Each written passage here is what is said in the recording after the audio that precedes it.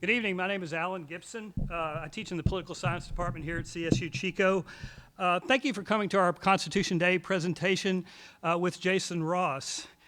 Constitution Day is actually celebrated on September the 17th each year.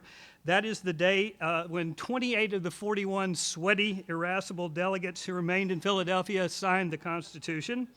This ended some 4 months in which they had groused, compromised, conspired, extorted, and at times even deliberated to produce the 4,400-word document that makes up the United States Constitution, and it has framed the governing of this nation in sickness and in health ever since. By an act of Congress in 2004, all publicly funded educational institutions in the United States are asked to instruct their students in the meaning and the history of the United States Constitution on or near September 17th. My colleagues in political science and I have taken this mandate as an opportunity, not as an obligation. We've decided to make Constitution Day a moment of civic education at CSU Chico alongside town hall and other similar events. In a moment, Dean Gail Hutchinson is going to introduce our speaker, but before that happens, I have a couple of announcements and then a bevy of thank yous to offer. First, take your cell phone out right now and turn it off, okay? Just pull it out of your pocket and turn it off. I don't want to hear any droids, whatever, going off in the audience. Second, Jason has agreed to take questions at the end of his presentation today, and you can see the microphone stand right in the middle here, and that's where people should line up after the presentation. So questions are only going to be taken from behind that mic, so to work your way around and in line if you want to do that. Our debts of gratitude for this event are extensive. Associated Students has co-sponsored this event and made it possible to access this capacious and handsome room without charge. Special thanks to AS President Jay Verdi, the AS Government Affairs Office, and the great team at AS Conference Services, including Christina Hamilton, who created the vivid poster for this event. Special thanks also to Pi Sigma Alpha, the Political Science Honor Society, and its president and vice president, Swan Toma and Michael Andreas, to the Community Legal Information Clinic, especially Professor Teddy DiLorenzo, the supervising attorney, one of the supervising attorneys, lead supervising attorney for CLIC, and student leaders Stephanie Leland, Victor Seha, and Alex DiLorenzo. Charles Turner, chair of the Department of Political Sciences, has supported this endeavor, and Lori, Adrian, and Cindy Debron from the Political Science Department have worked tirelessly on this. I've seen Lori working every day of the last month on this. Lori, I'm going to embarrass you. Stand up, please.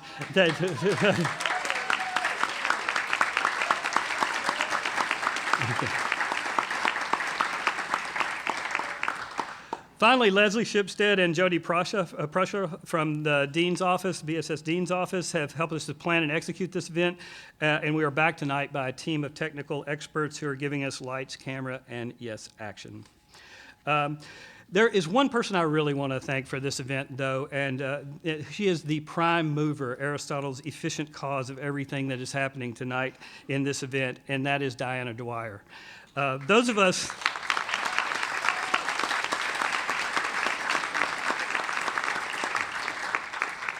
supposed to clap after to get through with all this. Those of you of us who've had the opportunity to work with Diana, students, staff, and faculty alike, know that she has a Midas touch. What few people realize is that Diana's golden touch is not simply the product of her intelligence, but also of her sinew and her 3 a.m.s. She is impeccably organized, takes nothing for granted, trust me, I know that, crosses every T and dots every I. Her enthusiasm, conscientiousness, and attention to detail are infectious. I wish they would infect everybody, actually. Diana, please stand, and we're going to say thank you.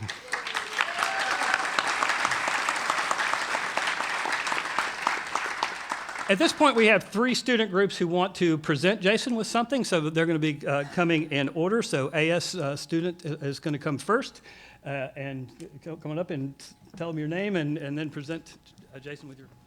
All right. Hello, everyone. My name is Keaton Bass, and as he mentioned, I am the Associated Students Representative. Unfortunately, Jay, our president, couldn't make it today. So this is one of the perks of being 3rd or 4th or 5th in command. This, like many events similar to this, the Associated Students is really proud to support because it helps enrich the quality of life of our students and the Chico community. As a student officer in a government, it's really fun to see somebody who pokes fun at government because it's really easy. So really enjoy Mr. Ross. But I think I speak for a lot of the student officers when I say if you could lay off the California government and the budget, because they really have the best interest of our education system at heart. You know what? That might have been from an earlier speech. That shouldn't have been. Anyway, we know that you will not be here forever, so we got you some Chico swag available for purchase at the bookstore. Right here. So we have a T-shirt and a water bottle celebrating our 125th anniversary. So thank you so much for coming to Chico.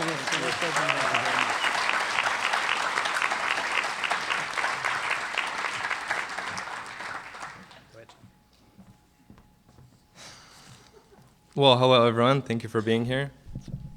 My name is Swallen Toma. I'm president of the Political Science Honor Society, which is Pi Sigma Alpha here on campus. Our organization's served as a co-sponsor to the event.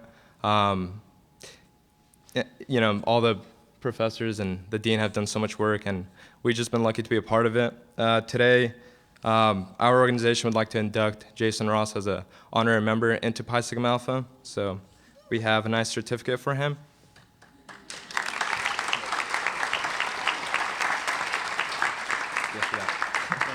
No problem. I have a few more stuff. Oh, okay. I'll just stand here. We have another shirt for him. I have a feeling he'll get a few more of these.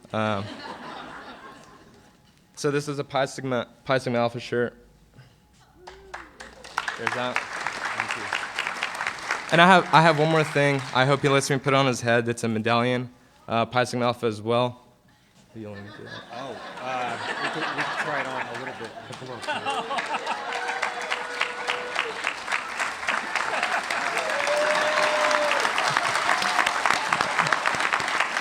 He's great. Again, thank you so much for being here. We're so excited to have Jason Ross here and so privileged. Enjoy this show. Thank you for being here. Thank you.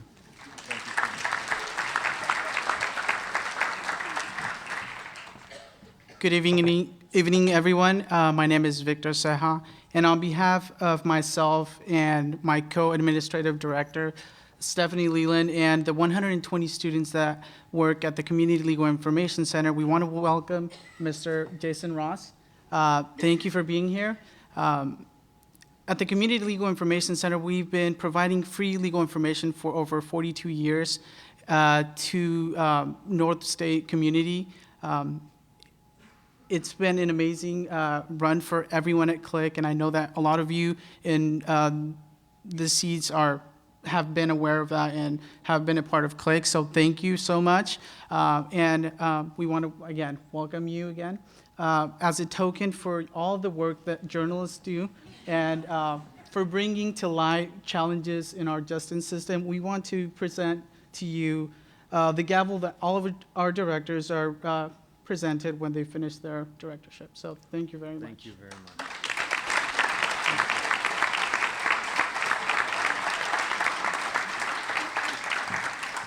I want to take one more point of privilege here and introduce Bob and Sharon Ross and have them stand for us. They are Jason's parents. I want to say thank you.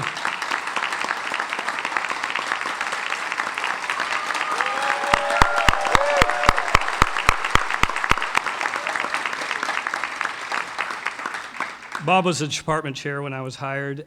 Bob Ross fight the good fight for this university, and he is greatly missed.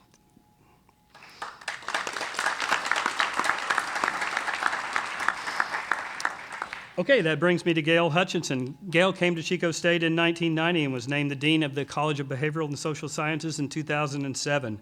In her 5-year tenure as Dean, Dr. Hutchinson has vigorously promoted the intellectual life of the college and the university. I don't have to tell anyone in this room about the serious fiscal state of the CSU system. Furthermore, Congress mandates that we have a Constitution Day, but they don't pay for it. Those of you looking for extra credit in 155, that is called an unfunded mandate.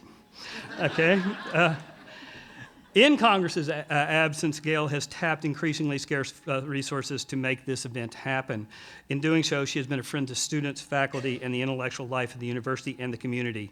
She understands that we need the exploration of ideas and the sense of community that these presentations foster more in times of austerity than we do even in times of abundance. Please join me in welcoming and thanking Dean Gail Hutchinson for her efforts, and she will introduce Jason.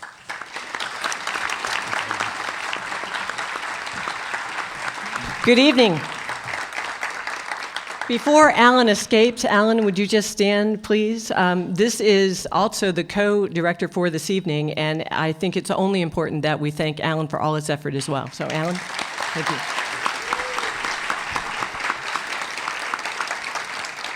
I have the distinct pleasure of introducing our guest tonight, and we are thrilled that Jason Ross is here. But it's amazing what you find out when someone is from Chico. So, Jason, you are a Chico native. We're thankful to Sharon and Bob for having you. Jason went to Chico High, and what I understand when Jason was there, and if you are from Chico High or if you can remember back to high school, assembly is a big deal. And at Chico High, assemblies are just really at the core of student activity. Well, good word has it that Jason and several of his friends got together and they formed the Blues Brothers and did a Blues Brothers impersonation, I think, at one of those assemblies, of which they became very famous. Jason has always been into creativity, although some of the teachers with whom I spoke called it mischievous. And I do know that there's rumor afoot, and I don't have first-hand confirmation on this, that there was some kind of underground paper that was going around in high school to the point where the administrators never figured out who it was, but that someone resembling this person here and some of his friends were seen delivering this paper or handing it out to students, and it was hilarious back then, but handing it out to students at Chico High a block from campus. So I'm honored to learn that Jason did graduate from Chico High in 1988. Go Panthers. Just barely. But he did assure us via email that his juvenile record was sealed by the court. And to date, there are no outstanding warrants. He also, after graduating Chico High, he graduated from UC Santa Barbara. At UC Santa Barbara, Jason was news editor and then editor-in-chief of the student newspaper, The Daily Nexus. In the summers, he spent them here in Chico, and he was an actor in the original Butcher Shop Theater in the Latimer's family backyard. And for those of you who are from Chico, and perhaps those who are not, the Latimer Family Theater is the genesis for the Blue Room Theater that we now celebrate in Chico.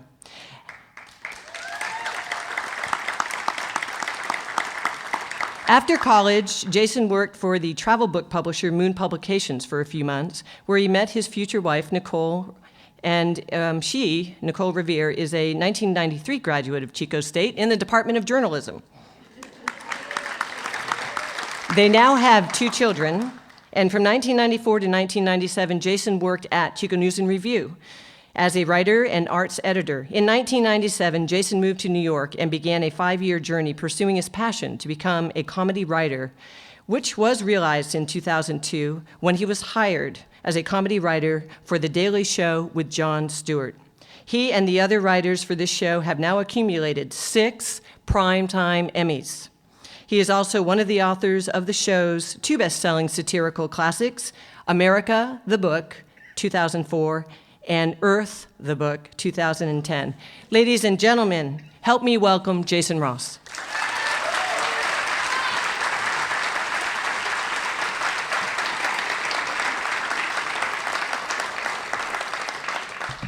Thank you, and thank you, Dean Hutchinson. I feel sorry for anybody with the title Dean in front of their name, because as a comedy writer, you're just automatically the bad guy.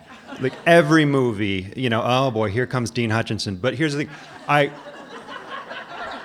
partied with Dean Hutchinson last night. She's one of the good guys.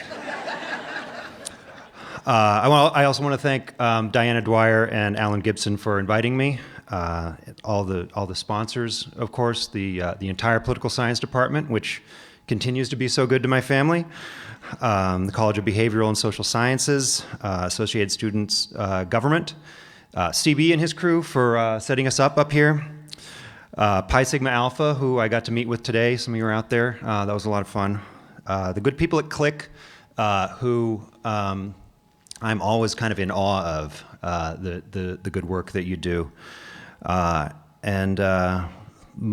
the person with whom none of this would have been possible is my patient and surpassingly lovely wife, Nicole Revere, who is at this very moment putting to bed 2 children who are, by all evidence, mine.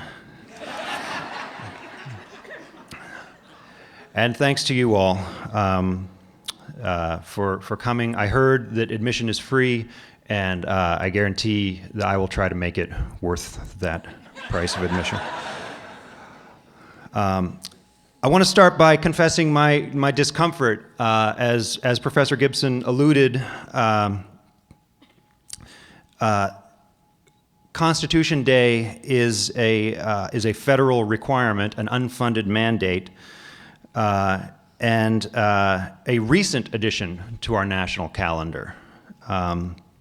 It used to be called Citizenship Day, and celebrated those who take the oath of naturalization.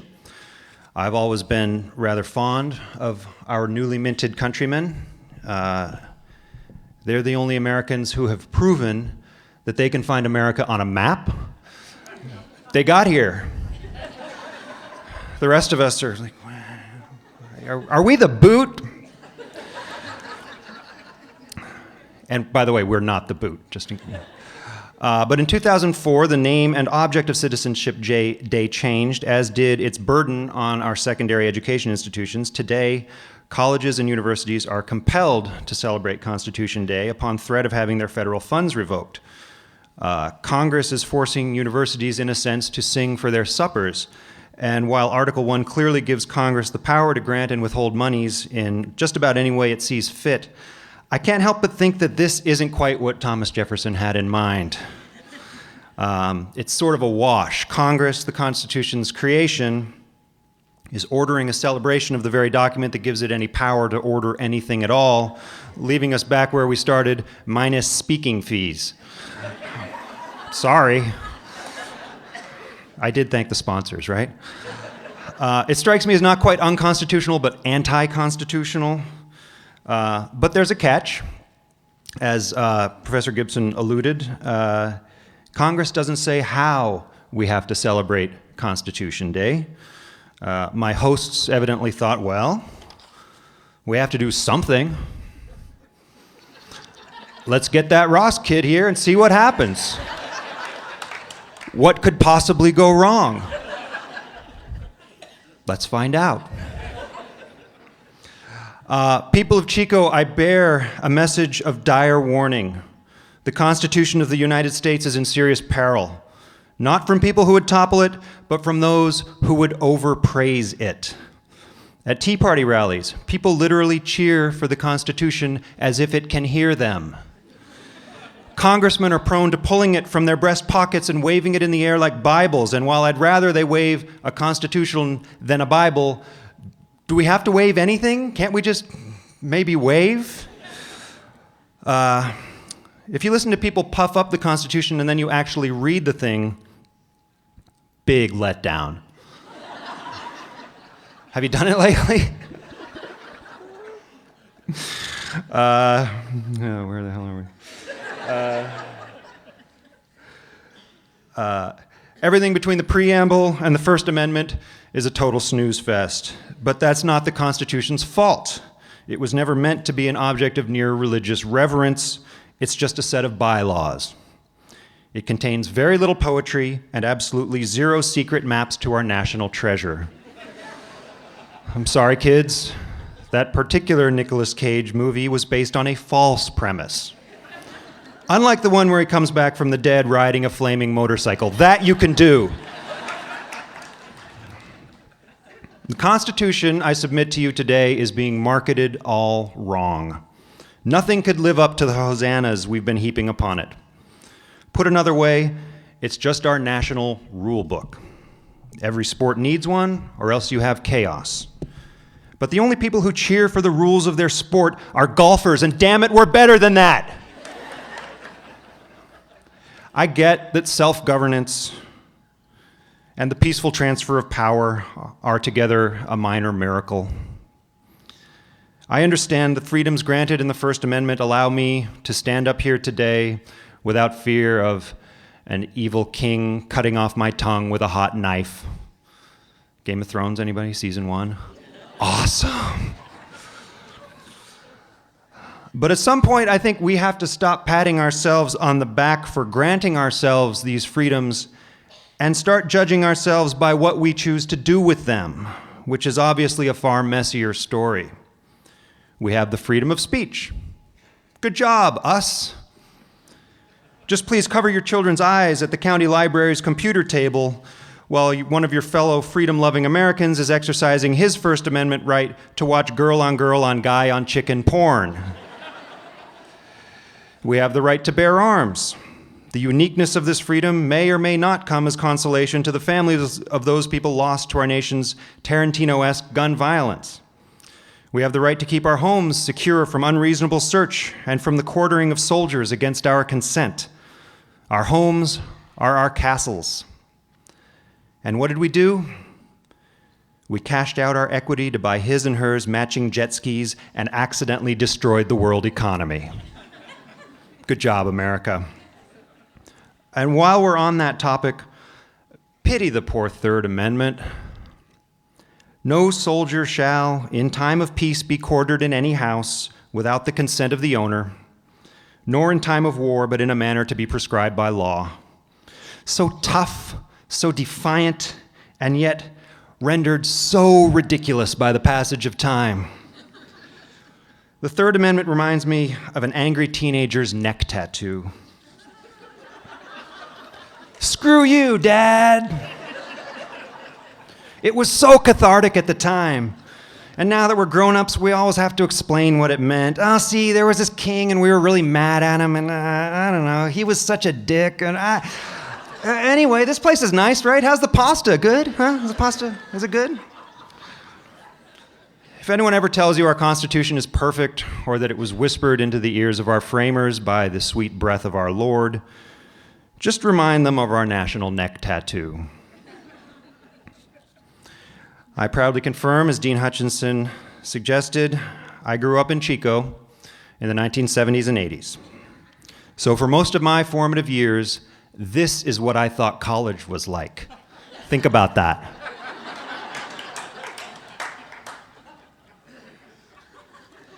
I recall one afternoon being driven home from school by my mother and spotting two young men riding their bikes one-handed, barely supporting between them a large metal cylinder. Mom, I said, what's that? It's a keg, my mother replied. What's a keg? It's a barrel of beer. I asked the obvious question. Why do they need a whole barrel of beer? My mother adjusted the sun visor against the afternoon glare. Because, she said, it's finals week. Whereupon she sighed the sigh of a professional educator. Pioneer days.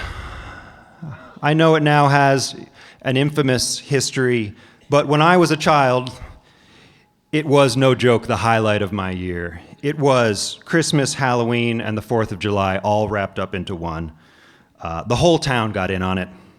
My elementary school classes would go on field trips to the quad to see the little old west town that the clubs had built. The parade on the weekends, my God, it was, and I'm not exaggerating, the greatest parade in the history of man. Fire trucks, floats. I rode my bike in that parade.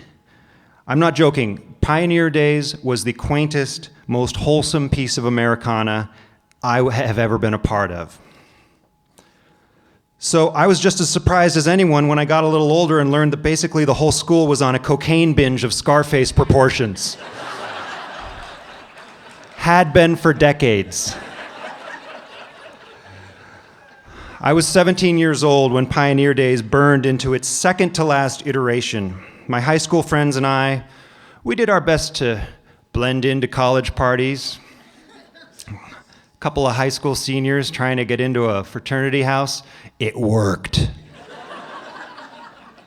Something was going wrong.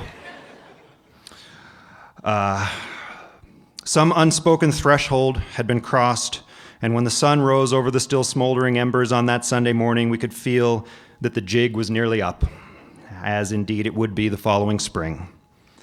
But my birthright as a native Chicoan left me as a source of dubious wisdom. In my first weekend away at college, my dormitory friends and I ventured off campus into the streets of our new town. And there, at the center of a perfect ring of young people, glowing through Pacific mist, crackled one of the icons of collegiate celebration. "What's that?" someone asked. Now it was my turn to play my mother. "That," I said, "is a burning couch." You can see they doused the left armrest in lighter fluid, and now the foam rubber cushions are fully involved, and it's probably getting some assistance from the tar and the asphalt underneath there. And that's going to leave a mark on the road. In fact, the fire department usually shows up right about, oh, here they are. Shall we pelt them with rocks? I will note that the Princeton Review's latest rankings of party schools have Chico State not even making the top 20, whereas my own alma mater still holds strong at 7th place. So I guess you guys just couldn't keep up. All right. My job. As Aristotle famously wrote in his treatise on comedy, have you seen anybody? Aristotle's treatise on comedy appears to be lost. That's one for the classics majors. Can I get a what?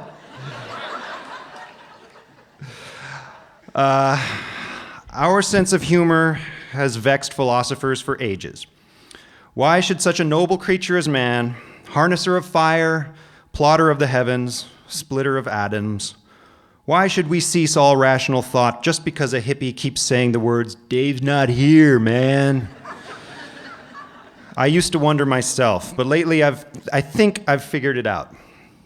And I believe this as strongly as I believe anything. Talking 35%. That humor is an evolutionary adaptation by which the species Homo sapiens manages not to murder our own children. Killing one's offspring, of course, is the ultimate genetic paradox. Of course, you want to kill them for the sake of your sanity, for your neighbors, for the sake of the very procreative act that brought them about in the first place. And I'm not talking about personally hurting them. I just mean maybe going on a fun hike into bear country. Then you sit them on a log, you give them your iPhone, you scatter a few warm pies around the area, and you hightail it back to the car. But we don't do that. And I submit to you today that the reason we don't allow large omnivores to do our dirty work for us is because our sense of humor tips the infanticide or not scales in the child's favor. Because it's true that parents will never have a good night's sleep again, that at 4 a.m. you're entirely liable to be shaken awake and told these words, "Daddy, you know your iPad? I pooped on it."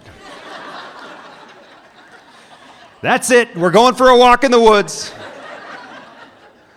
Except that every day you also hear something akin to what my own daughter said recently. "Daddy, when the asteroid hit the Earth, is that what killed all the zombies?" Or my son, a few years older, who recently told me, "I thought Turkey was in New York." "No, son." "Oh, right," he said. "I was thinking of Buffalo."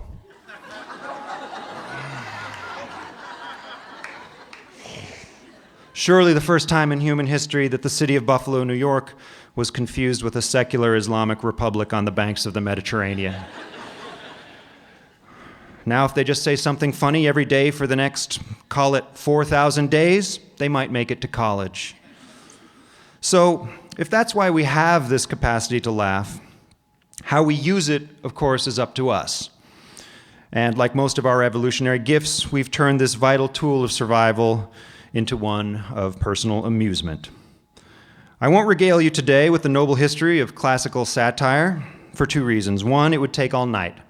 And two, I don't, know anything about it. I know a few fancy Greek names, but not really what they wrote. But here's the great thing about working in a business like this. I don't have to know anything about Aristophanes to have learned from Aristophanes, because I did learn satire from Jon Stewart, who learned satire from David Letterman, who learned satire from the Smothers Brothers, who learned satire from Red Skelton, who learned satire from vaudeville, all the way back through the centuries until you get to an Aristophanes. In some ways, what we do at The Daily Show is brand new, but every day in ways that we're not even aware of, we are following patterns laid down thousands of years ago. So why? Why did all these societies enjoy seeing their most treasured values held up and then piddled upon? I submit to you it's for the same reason I enjoy watching my son on the far side of the window press his lips to the glass and blow, creating a pink spitty snail's foot. Because for another day, we'll allow each other to live. And that, I submit to you, is all that satire accomplishes. I am proud to be a writer at The Daily Show, a record holder for consecutive Emmy Awards, a program that has arguably redefined what's possible in the genre of televised comedy, a program so often and so lovingly quoted by my journalist friends that I sometimes wonder if the New York Times op-ed page shouldn't just give us a byline and be done with it. All points of tremendous pride for me. But at the risk of sounding ungrateful, I feel a nagging unease at all the accolades. Because when you add them all up, I'm left with the suspicion that at least some of these people are confusing what we do with doing something. And trust me, we're not doing anything. We are literally shouting back at the TV. Together in a morning meeting, we shout back at the TV. And then we spend the next few hours working as hard as we know how to craft those shouts into written and produced television. So that hopefully people watching that night will say, wow, that is an awesome thing to shout at your TV. Way better than what my drunk neighbor is shouting at his TV. Don't get me wrong, I love those viewers and I want them to be happy watching us, or if happiness is off the table, sleepy. But never ever mistake watching a TV show for doing something, because it's pretty much the opposite of doing something. So a good rule of thumb is do two things and then watch TV and it'll net out to doing one thing. Luckily, not every critic is fond of our program.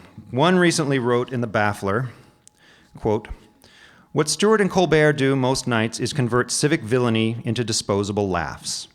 They prefer Horatian satire to Juvenalian," I have no idea what that means, "and thus treat the ills of modern media and politics as a matter of folly, not concerted evil." A little later he writes, "What's missing from this formulation is the idea that comedy might, change something other than your mood." Let me be clear. Comedy will never change anything other than your mood. In fact, most times it won't even change that. Only the good stuff changes your mood. My boss is fond of pointing out that the best satire, the most biting, the most erudite, the most withering in its takedown of the prevailing powers, occurred in Weimar Germany in the 1930s, and look how that turned out. And since I always like to close my arguments with a Nazi reference, I'm going to leave it there. Thank you very much.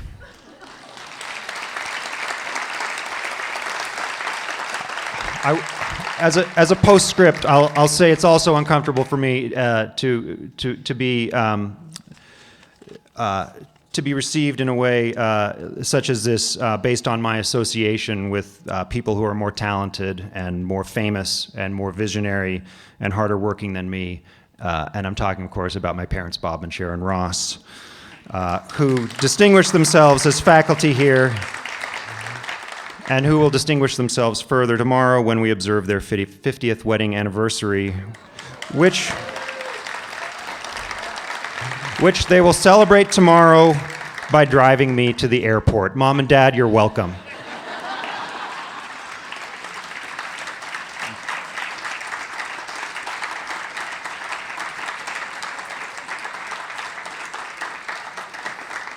How are we doing questions? Middle aisle. Anybody got questions? I got all night. Plane leaves at 1:30. Hi. Good afternoon. Hi there. Mr. Ross, can you hear me? Yeah. Okay. Big fan. So this is kind of a long-winded question. I will match your long-winded question with an absurdly long-winded answer. Okay, feel free. Number one, comedically, who are your influences? Number two, who, either past or present, whether that be writer or on-air performer, would you say is the funniest? And number three, do you have any interest in becoming an on-air personality or correspondent? Thank you. Okay, I wasn't taking notes. The last of your three, I'll answer first, just because you. No, I was talking to some students this morning, and I like being able to walk through the airport without being recognized. I see the burden that puts on some people who I work with who don't get to do that, and if I could just keep moving in this career, that would be more than enough for me. Influences. I listened to a lot of Steve Martin as a kid. And my parents are to be thanked for letting me listen to Steve Martin as a kid.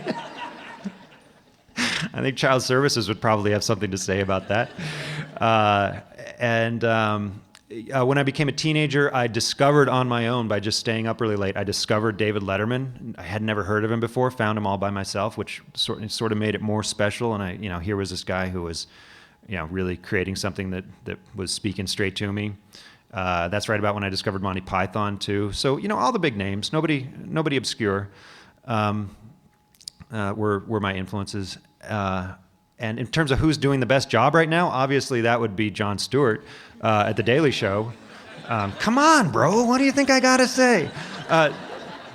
Honestly, here's the thing. I honestly don't. I don't really think in that terms of hierarchy. I just kind of think of there's a cloud of people who I like and who I pay attention to, and the precipitation of everybody else. Again, there's not going to be a lot of strange names in there. I think Stewart and Colbert are doing incredible things. I like keeping up with the Kimmel Show. They're working new media and stuff into their program in a way that's really that's brand new. I think 30 Rock is the best sitcom on TV. There's one that I am willing to put at the top. Just kind of you name them, I probably like them. It's a big world out there. Hi. Hello. I think that me and a lot of people in the room would agree that satire is an important part of a way for us to challenge kind of government and institution and to make fun of it and laugh at it. But a lot of political satire scholars say that it's important to balance education and satire at the same time. Given the kind of population of your audience, are you ever worried that your satire is being taken as truth? And that sometimes when you're poking fun at things, that kind of information is being seen as news instead of just humor? Yeah, short answer is no. I think there's some people have bad assumptions about. I think I was having some good conversations about this last night. I think there are some people confusing correlation and causation because a lot of young people are incredibly cynical about the news. And a lot of young people are watching programs like ours and they think that they're getting cynical from us. No. The cynicism comes from everything else they're seeing, and it drives them to us for some sense of recognition, that at least that they're not crazy for feeling cynical. We see the same thing you do, and it's fucked up, and we're gonna talk about it every night.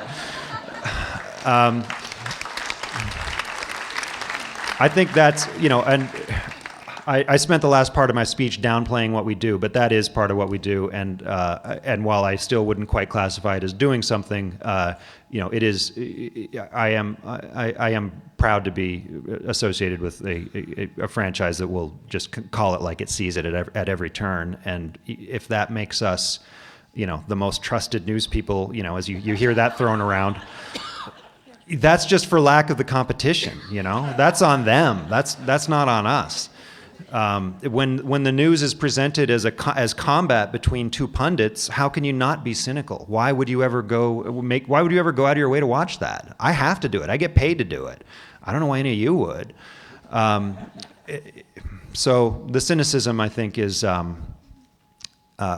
Here's another thing. People mistaking our satire for truth. I think that I give people a little more credit than that. I think in order to get our satire, they have to already have a lot of knowledge about things. So I think, there are all these studies saying young kids don't, that, we're their primary news source or something. I just don't buy it. I think what that's saying is they don't watch televised news, which is totally different from not having a news source. We're in front of screens for how many hours a day? Those screens are throwing things at us all day long.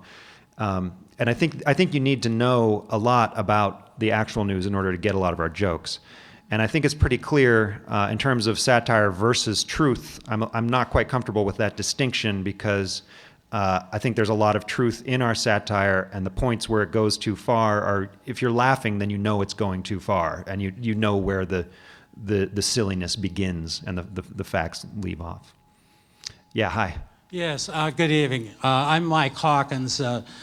Some years ago, when you worked for the Chico News and Review, you did a gotcha with the Chico Alternative, a local newspaper. I did. And a gentleman named John Thomas McCoy. I recall. Wonder if you would relate that story to generations who were not here at the time. But he's not here. I've had great joy of telling the story lots of times. To my knowledge, no, Mr. Thomas is not with us today. Yeah.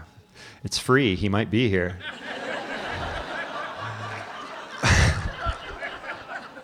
All right. Does that paper still exist?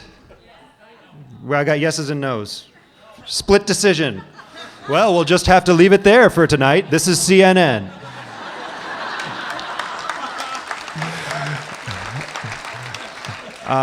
There was, and maybe still is, a paper called the Chico Alternative, which has a conservative ideology, which I have no beef with. I disagree with a lot of conservative ideology, not all of it, but a lot of it. But I have no beef with somebody doing that. But the trained journalist in me was deeply, deeply offended by just about every other aspect of this thing, and to me, it was. People who maybe didn't, or maybe weren't as sophisticated news consumers as I was, being a news, a practitioner, I thought they needed to see just how low of standards this place was operating under. So I created a fictitious persona named Navin Johnson, which can somebody tell me what that's from? Sure. Thank you. John Thomas McCoy didn't get that reference. And I started submitting columns to the Chico Alternative under that name, and I became their newest columnist. And I think there were 3 pieces that I wrote, and they were just these really kind of idiotic, blowsy, like a jocular recounting of slaughtering a bunch of Viet Cong, really things that you just shouldn't probably publish without at least calling the guy first and seeing if he's getting professional help. And but he printed them. He printed about 3 of them, and then we kind of pulled the trigger and ran the story in the News and Review that was me. And isn't it a shame that this is a newspaper that has those standards? I'm a little uncomfortable about that piece, only for this, not for playing the prank on him. That is I think that was fair game. I mean, if he's just going to take things and put them in the paper, you can't do that. But I wish that I had gone the full mile and confronted him for the piece in the News and Review, so that he would have at least been able to have his say. And I didn't do that, and I think it's because I'm pretty conflict averse, which made me a not great journalist. Like, you need to be able to really get in there every day and duke it out with people and not take things personally. And I think I just didn't have the nerve after doing that to the guy to actually face him down and say, that was me, what do you have to say for yourself? And I wish I had. So it's not exactly a high point in my career, but it's, if people enjoyed it, then I'm glad. Hi. Hi. I think that the ability to, the freedom to laugh at our politicians is profoundly great. It's I'm with you, brother. Yeah. But I was just walking up the sidewalk going to a bar, and I saw the people coming in here. Oh. Which And, bar? Oasis. I was Oasis. wondering, and more importantly, and you don't have to spend a lot of time answering this, Sure. but do you know if the cafeteria is still open? I don't know. Can we get a confirmation for the man? No, we got a negatory on that, sir. Happy to be of service. Thank you for coming. You almost made it, man. 3 more blocks. The air conditioning was just that sweet, wasn't it? Hi. Hi. Day in and day out, you guys are writing great material, and I was wondering, could you take us through maybe a day in the writing? A day, yeah. I know a lot of people are curious about that. I didn't put it in my speech because it's been documented a lot of other places, but I'm happy to go through it in a sort of abbreviated way. We start our days, I start my day about 9:15. We have a morning meeting with most of the writers, all of the producers. We have this incredible studio production team that has been there for about an hour before us, laying off, making dubs of coverage that they think we should see in the morning meeting, and those guys are really the eyes and ears of the program. You know, when you ask how does a Daily Show catch this or that thing that got said on some channel, that's all our studio production department. Occasionally one of us writers will see it, but it's almost always them. And so our day starts about 9:15. We watch some video that is either been requested that this is what we watch, or it's just the producers making their pitch as to what they think is the best material. And we spend about an hour in that meeting, and we come out of there, and Jon comes in at the end of that meeting and kind of hears how we've sifted through it and what our ideas are. And in that meeting, we're like shouting out ideas, and some of them are catching and a lot of them aren't. But by the end of that meeting, we have some assignments that go out to the writers who are available that day. There might be some other writers who are already working on something from the night before. And those assignments are usually due in about an hour and a half. We usually break the meeting at about 10, and they're due at about 11 or 11:30, depending. And then they get read by usually a round table of our head writer, executive producers, and Jon. And then they call us in for notes. They say, this thing, this is good, this is not so good, and this is kind of missing from it, so let's make a new draft that incorporates these changes. And so a lot of times we get that assignment, we go back and do the notes. Sometimes it gets kind of taken from us at that point, and our bosses will start cobbling something together from what we write. But those scripts are due at 2:30 to our script supervisor, who actually turns them into usable TV scripts. And at that point, we will probably start, just before that point, we'll start getting some calls to have what we call gangs, which are every writer who's available. We meet in one office or another. It kind of rotates around, and we just start trying to plug holes in the script that whichever executive producer is working on it says, we need a joke here. This isn't good enough. So we'll get everybody at the same time, spend 10 minutes knocking out 5 good jokes for that. 2 good ones. And sending that back, and that might happen 2 or 3 times in a day, or sometimes 5 or 6 days in sort of a rough day. Rehearsal is at 4, and we all watch that. And after that happens, sometimes, particularly if you're working on Act 2, the second segment of the show, if you worked on the Act 2, a lot of times you go down and you get notes from Jon right after rehearsal about what he wants to change, and then you'll go and incorporate his changes into that right away. If you work on Act 1, he kind of does the rewriting with the EPs and the head writer in something we call the rewrite room, where they have a big wall monitor, and there are substantial changes from rehearsal to the show. It is a complete rewrite of stuff. As well as a shortening down, because we always go down with too much material. Taping is at 6, and then we start it all over again the next day. There are 3 o'clock. Right before rehearsal, we have a 3 o'clock meeting where we talk about the next day. And so a lot of people will get assignments at that point also that are due the following day. And you can work on that as late as you think you need to. Yes, hi.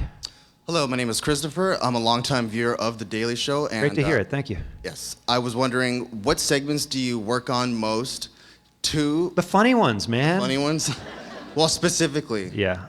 Two, yeah. what's your favorite Colbert segment? And three, how tyrannical is Jon Stewart? Well, you've seen him do the T-Rex thing, right? John, there's no question that it is John's show, and he runs it. He runs it to his liking, but and you know he won't. He rewrites everything himself. It is 1,000% what he wants to say, and it's our job to help him say it. That said, he's probably the nicest boss in show business, from what I hear about every other place. He's extremely respectful of our time and our feelings. You know, there are a lot of tough decisions that get made, and you know, he knows when he's giving you bad news. I couldn't think of another boss in this business that I would want to work for more than him. I think there are not a lot. There are some nice ones you hear about, but he's definitely, you know, at the top of that list. My favorite Colbert segment, I gotta confess, I don't watch it regularly enough to give you a good list like that. I mean, I watch, you know, when somebody says, "Oh, you got to see what they did," I'll check it out. But between my job and watching our show and trying to get home at night, it's you know, I don't catch Colbert every night. What else was there? Oh yeah. There are some that I work on more than other people, but there's no hard, fast there's no real ownership of segments. So I've been lucky enough to have worked on a lot of the Larry Wilmore segments, our senior black correspondent, because he's fantastic. And that was that was really luck, because I had a spare desk in my office for a while. We worked two to an office, but somebody had left, so there was an empty desk. And so he would just come in and use that desk. And so we started working together the first few times, and we developed a really good relationship. And so we still work on those whenever I'm available, which is a lot of fun. Because it just allows us to explore territory. You just can't do it in a normal Daily Show segment. It's like having a whole new, it's like Disneyland opens up a whole new land. You know, you get to go, yay, we're in Raceland, we can do this. And I became the default economy guy back during the crisis, which I think we're still in just as bad a crisis as we were before. Because I just kind of got interested in it. I started trying to figure out what was going on, and so I kind of educated myself about the capital markets, and so I sort of became the go-to guy on that. It was, you know, which is great, and I'm happy to do it to the best of my ability. But as I was telling someone else today, even our best show about the economic crisis just was never that funny. It's really, really hard to make that stuff funny, because there's no shared body of knowledge.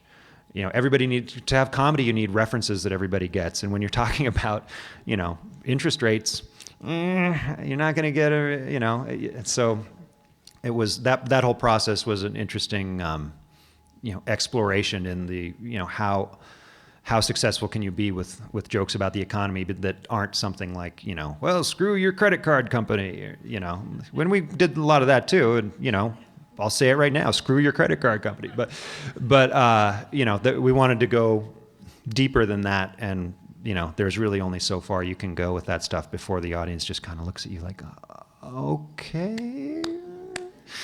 I think that's one of the reasons we went after CNBC so hard, is because there was something that people understood. Like, here is just some people who missed the biggest story of their lives, and that was something that there was a comedic angle there that everybody could understand. Yes, hi.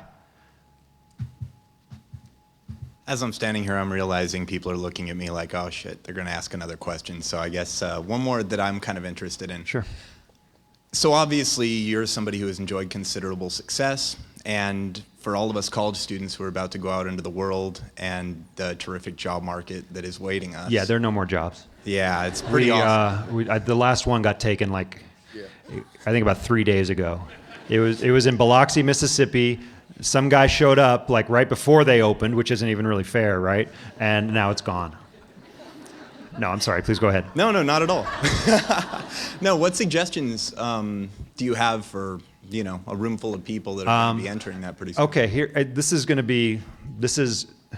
here's the abbreviated Jason Ross success plan, okay? Wait 5 years. And then, when you get out of college, here's a piece of advice. Buy a box of thank you cards, and within the first 3 months of getting out of college, make sure they're all gone. Doesn't matter who you sent them to. If somebody answered your call that day, they get a thank you card. If obviously an interview, they get a thank you card. They're quaint, they're a pain in the ass, but if you want to stick in somebody's head as somebody who will be conscientious working for their company, that's a great way of saying that you are a conscientious person. I was telling some journalism students today that I think when I decided not to do journalism anymore and to try and do comedy, it was a huge risk for me because I had this career already going and I was going to turn down a job and really shift gears and try for something that was very, very difficult. And I would recommend that all of you at some point take a huge risk. Whether it pays off or not, you will be grateful that you did it. Otherwise, you're always going to wonder what would have happened if. And some of you might have already taken that risk to come here. Maybe college is a huge step for somebody in your family or something like that, and I commend you for that. But if this is sort of the next thing you moved on to, that you were being groomed to be a college person and now you are one, and now you're going to try and get a job in your field of your major, that at some point that might feel like steps are being laid out in front of you that you, even though it's your life, you might feel like you don't control it anymore. But if you take a big risk, that was you who did that, and whether it works out or not, you'll always know that.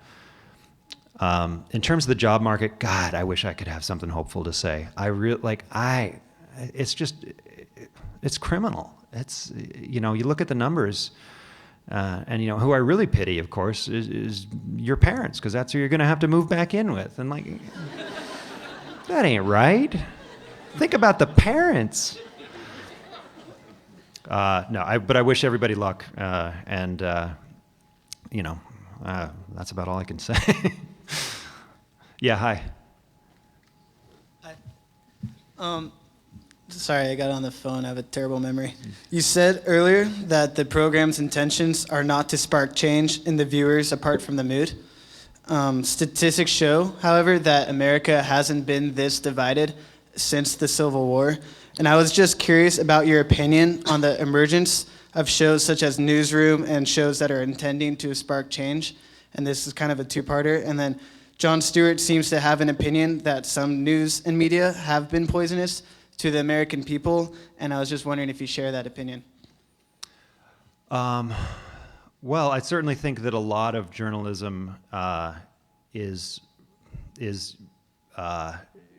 lot of televised journalism is certainly useless, and it might be like poisonous is such a strong word, but maybe one of those kind of weak poisons that's just in the water, and then every 50th person dies. I don't like to be alarmist that much, but I think that, as I was saying earlier, when your news format is, let's get two people who disagree about everything and have them argue, when they're not even being honest. There's nobody on that stage you can trust. There's somebody who's pushing the Republican talking points. There's somebody who's pushing the Democratic talking points, and in between is a moderator who might or might not hold them to some standard of honesty, but most of the time doesn't, because he wants them to come back, and because if they fight a lot, then that's good television. And the moderator doesn't want to come down on one side or the other. There's the whole fair and balanced joke of, well, some people say the world is round, but others disagree. We'll have to leave it there. That's where a lot of them leave it. That was one of my favorite Daily Show bits, where we caught CNN saying we'll have to leave it there about 100 times at exactly the time when you shouldn't leave it there. That's the time when you got to keep going. Okay, so media poisonous shows. Okay, shows try to change. Here's the thing: Jon has been very clear that he is making a show that makes him feel good. And that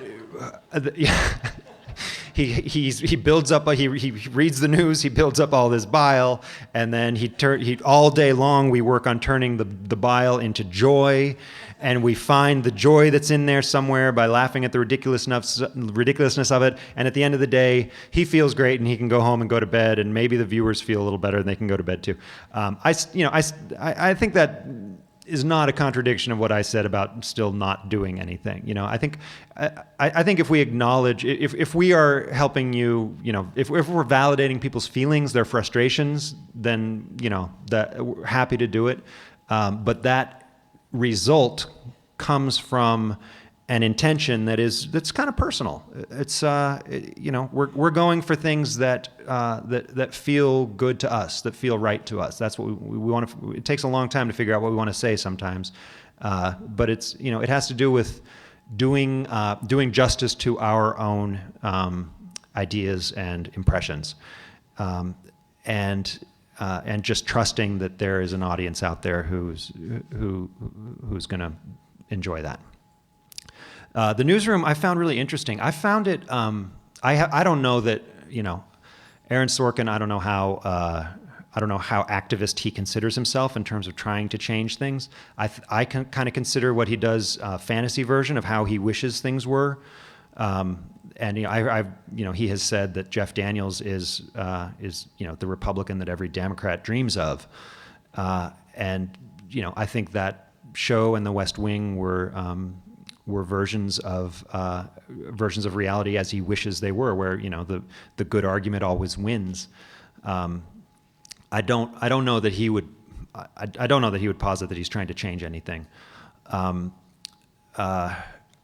I will say that I've had fun watching that show, even though it's preposterous in a dozen different ways. But the idea of dramatizing journalistic decisions I found very compelling. Like, no, we're not going, just because two other sources are saying this thing, we're not going to report it until we really know it's true. Like having just seeing journalists who have a standard that they're holding to, I found it almost embarrassingly moving. Wow, they're really trying to not fuck it up. Think how rare that is these days. The mic is empty. Is that it? Hi. Hello again. Me, Dusty Bottoms. Hi, Dusty Bottoms. Another two-parter.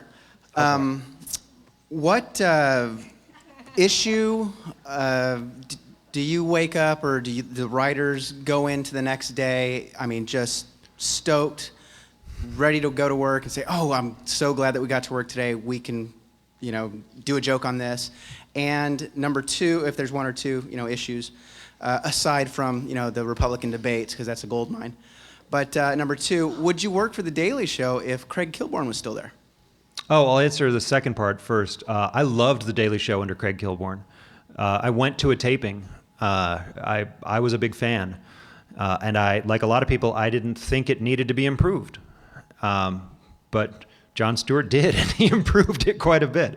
I don't know if any of you saw the Kilborn Daily Show, which was from I think 96 to 99 maybe. It was a lot more non sequitur type jokes. It wasn't like an act long argument the way we now kind of present a long piece of oratory. For every act that's tied together. It was sort of Weekend Update style jokes. Here's a news item and here's a joke. And I thought they did a great job. When I read an interview, actually, I haven't had this conversation with Jon, but I read an interview with him where he described working in that style for a while. He didn't come in knowing exactly what he wanted to do with the show, and working in that style a little bit, he found that we weren't even, well, I can't say we because I wasn't there yet, but the show wasn't even hewing to a single point of view. Like it would have a joke about how somebody was a sexist, and then 2 jokes later make a joke that some lady was fat, and there's no cohesive point of view there. So the first thing I think he worked on was let's have a point of view here, and for starters, let's make it mine. And from there, it was off to the races, and it's been changing ever since. He is a really tireless, at the risk of sounding like I'm just getting up here praising my boss, who has already been praised enough. Here's something a lot of people don't know. He is a really tireless boss. He's into all the processes at the show. How did this thing get assigned? How did the draft come in? Who rewrote it? How did this video get? He's into how the entire machine runs, and he has never rested, which I think has made a huge difference in how the show has kept up its quality and probably even improved its quality over the years, rather than sort of having a huge spike and slow decline, which I think is the standard late night talk show kind of graph. Was that both your questions? An issue that we wake up, well, here.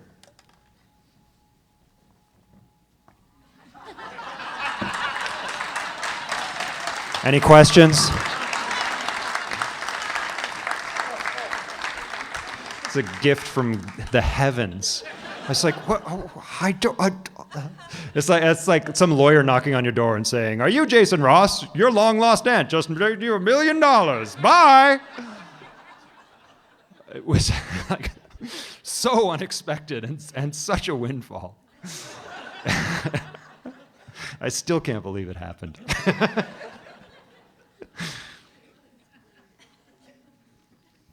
That it? All right, thank you guys.